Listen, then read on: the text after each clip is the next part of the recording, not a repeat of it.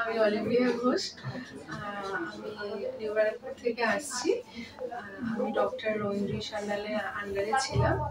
আর আমার first time IVF successful হয়েছে। Madam একমাত্র যিনি আর কি আমাকে বলেছিলেন যে আমার ডোনার এগ ছাড়াও সেলফ এগে আর কি আইভিএফ এ সম্ভব, কারণ এর আগে আমি যত জায়গায় কনসালটেশন নিয়েছিলাম সবাই আমাকে ইনসিস্ট করেছিল যে আমার সেলফ এগে আইভিএফ সম্ভব না, কারণ আমার এন্ডোমেট্রিওসিস আর লোয়ের সমস্যা ছিল।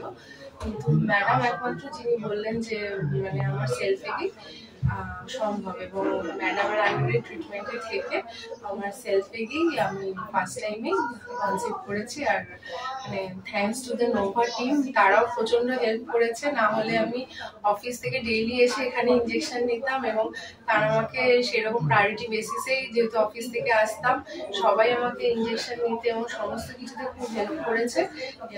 অ্যান্ড নোভা আর ম্যাডামের জন্যই আজকে আমি আর কি এই দিনটা দেখতে পাচ্ছি আর কি। আমি very happy. Thank you Nova.